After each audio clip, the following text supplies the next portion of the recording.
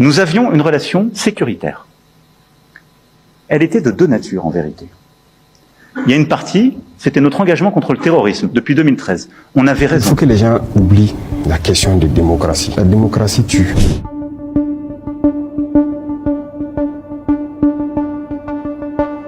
La France nous mène une guerre totale.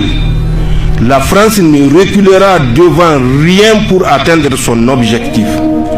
De nombreuses interrogations sur la trajectoire du pays et sur la solidité de la ligne politique portée par Emmanuel Macron. Urgent, la France lance une offensive contre Ibrahim Traoré et subit un retournement dévastateur. Tout commence dans un climat de tension internationale presque palpable, où chaque déclaration, chaque déplacement diplomatique semble chargé d'intentions cachées. Dans ce contexte déjà fragile, l'annonce d'une possible offensive française visant Ibrahim Traoré fait l'effet d'un choc silencieux, comme si le monde retenait son souffle en attendant la suite des événements. Très vite, les rumeurs se propagent, alimentées par des sources contradictoires, des analyses d'experts et des réactions en chaîne sur les réseaux sociaux. Certains y voient une simple manœuvre politique, d'autres une démonstration de force destinée à réaffirmer une influence historique sur la région. Mais derrière les mots, une réalité plus complexe se dessine, faite d'enjeux géopolitiques, de rapports de force et d'intérêts stratégiques difficilement avoués publiquement. Sur le terrain, l'atmosphère est tout aussi électrique. Les populations observent, inquiètent, les mouvements et les prises de position qui s'enchaînent à un rythme soutenu. Les médias locaux et internationaux tentent de décrypter les signaux, tandis que les analystes évoquent une situation susceptible de basculer à tout moment. Ibrahim Traoré, figure centrale de cette dynamique, se retrouve au cœur d'une attention mondiale, entre soutien affiché de certains et critiques acerbes d'autres acteurs influents. Chaque prise de parole est scrutée, chaque décision interprétée comme un indice sur la direction que pourrait prendre cette confrontation latente. Ce qui rend cette situation particulièrement sensible, c'est l'incertitude qui l'accompagne. Rien n'est totalement confirmé, tout semble évoluer dans une zone grise où les informations circulent sans toujours être vérifiées. Pourtant, l'impact est bien réel. Les opinions se forment, les camps se dessinent et les tensions s'expriment parfois de manière indirecte mais significative. Dans les capitales, les chancelleries s'activent, multipliant les consultations discrètes et les messages diplomatiques destinés à éviter une escalade incontrôlée. Au fil des heures, un autre élément vient compliquer davantage le tableau. Les réactions publiques. Entre indignation, soutien, scepticisme et appel au calme, les voix se multiplient et reflètent la diversité des perceptions face à cette affaire. Certains observateurs estiment que cette situation pourrait marquer un tournant majeur dans les relations entre les acteurs impliqués, tandis que d'autres appellent à la prudence, rappelant que les informations disponibles restent fragmentaires et parfois spéculatives. Dans cette ambiance lourde, chaque détail prend une importance particulière, comme si le moindre indice pouvait révéler la suite d'un scénario encore en construction. Et c'est précisément à ce moment que les premières réactions extérieures commencent à émerger, apportant un éclairage supplémentaire sur la manière dont cette situation est perçue au-delà des cercles diplomatiques habituels. À mesure que les informations se précisent, l'attention internationale s'intensifie, révélant des dynamiques invisibles qui pourraient redéfinir durablement les équilibres déjà fragiles dans la région. Le doute demeure total. Nous avions une relation sécuritaire. Elle était de deux natures, en vérité. Il y a une partie, c'était notre engagement contre le terrorisme, depuis 2013. On avait raison. Je crois qu'on a oublié de nous dire merci. C'est pas grave, ça viendra avec le temps. L'ingratitude, je suis bien placé pour le savoir, c'est une maladie non transmissible. Il y a une partie qui a retenu mon attention, là où il parlait d'ingratitude. Et que l'ingratitude est une maladie non transmissible aux humains. Lui, il est humain. Notre ingratitude n'est pas transmissible à lui. Voilà comment ce monsieur voit l'Afrique, voit les Africains. Nous ne sommes pas des humains à ses yeux. En plus de ça, il a aussi insulté tous les Africains dans ses propos. Il y a une partie qui a retenu mon attention, là où il parlait d'ingratitude.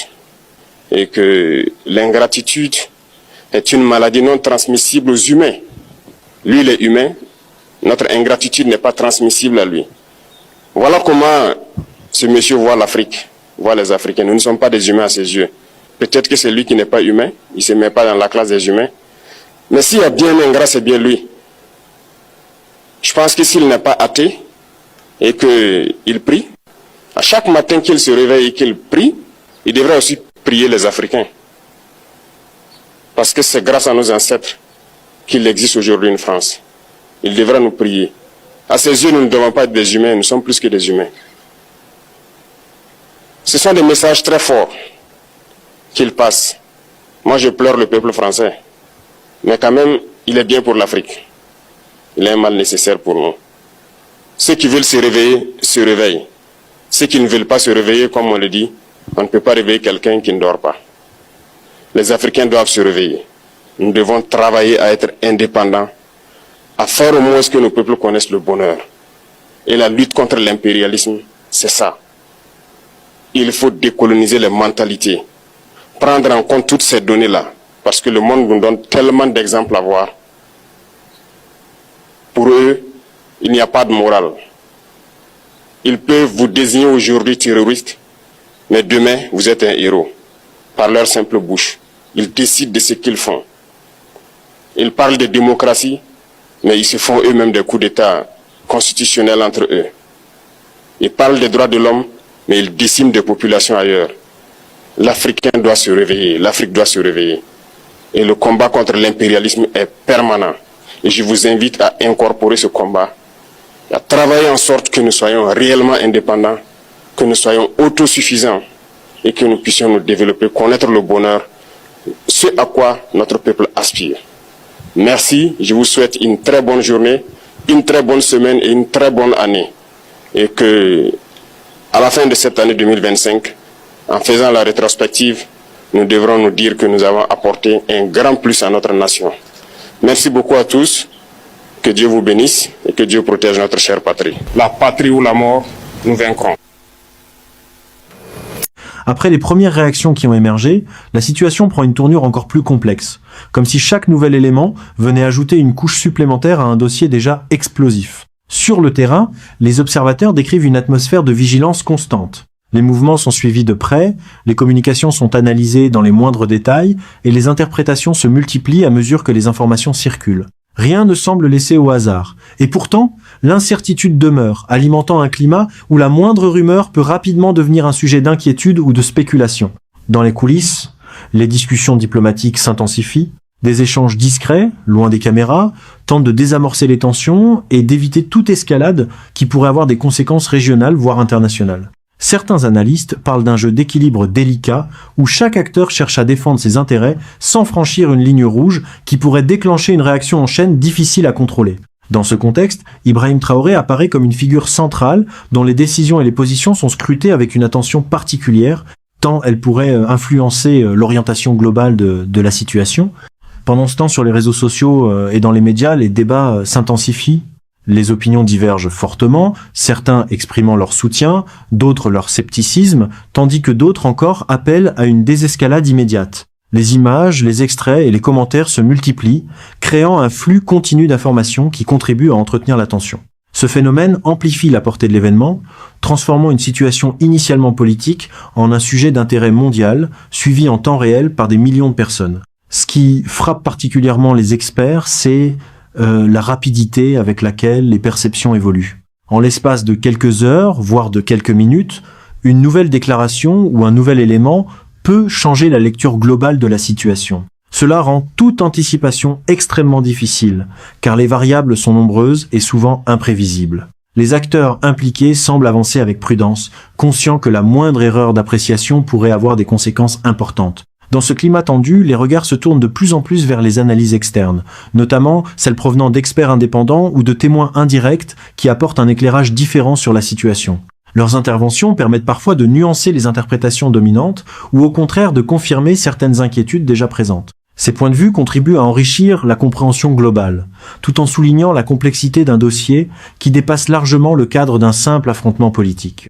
À mesure que les heures passent, la tension ne faiblit pas, bien au contraire. Chaque nouvelle information est attendue comme un indice potentiel capable de clarifier la direction que prend cette affaire.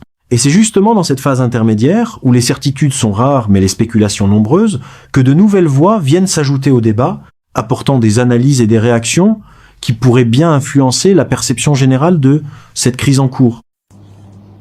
La France dit, pourquoi le Burkina décide de soutenir le Niger, donc la France décide. C'est pas tout, hein. Écoutez très bien, je vous en prie, peuple du Burkina Faso, écoutez votre serviteur. La France dit, Parce que le Burkina a fait ça. Plus d'aide budgétaire, plus d'aide au développement. Mais entre-temps, la France prend le soin de dire à la CEDEAO de commencer à préparer des sanctions contre le Burkina. Les sanctions vont venir, hein? Burkina. Oh, nous paye. Non, non, non, non. C'est la France qui dit toujours. Donc, la France dit, comme le Burkina décide de soutenir le Niger, il faut chicoter le Burkina. C'est pas fini. Le Burkina dit d'accord, il y a longtemps, j'ai dit que je ne veux pas ce qu'on appelle la double imposition. Je vous ai parlé de ça. La double imposition de taxes. Ça veut dire quoi? Ça veut dire que moi, je suis un homme d'affaires, j'habite en France et j'investis au Mali.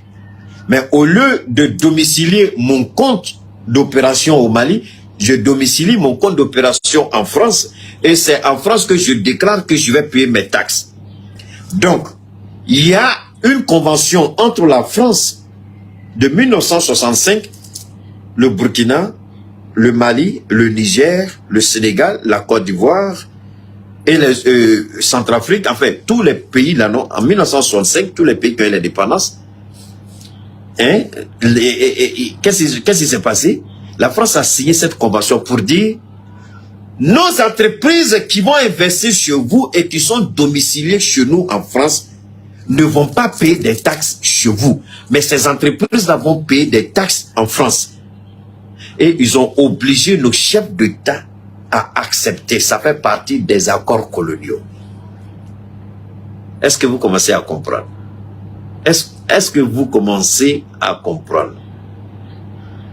Non, mais moi, vous voyez que comme on est en train de monter, j'ai fait le double, j'ai compris leur jeu. Quand Facebook veut te fatiguer, là, il faut diversifier ta force de frappe. C'est ça que j'ai dit. Si vous savez comment Keïta connaît les réseaux, là, vous n'allez pas vous amuser à lui. Souvent, je laisse les gens s'amuser. Réseau, là, non? Où tu crois que tu es caché, là, c'est là-bas que Keïta dort.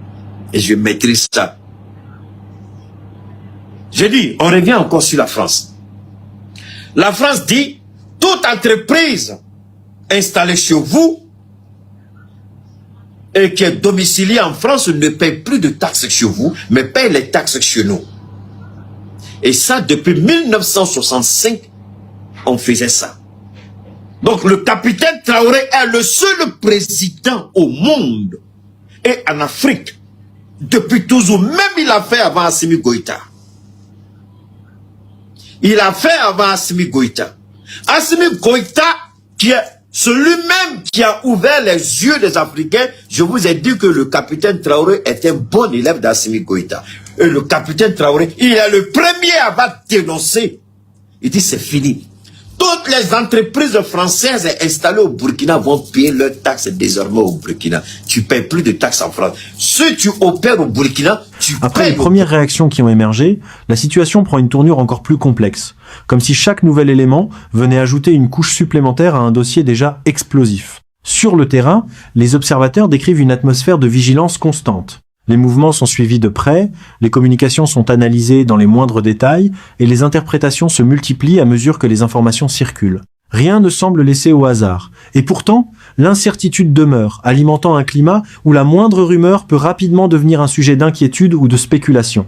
Dans les coulisses, les discussions diplomatiques s'intensifient, des échanges discrets, loin des caméras, tentent de désamorcer les tensions et d'éviter toute escalade qui pourrait avoir des conséquences régionales voire internationales. Certains analystes parlent d'un jeu d'équilibre délicat où chaque acteur cherche à défendre ses intérêts sans franchir une ligne rouge qui pourrait déclencher une réaction en chaîne difficile à contrôler.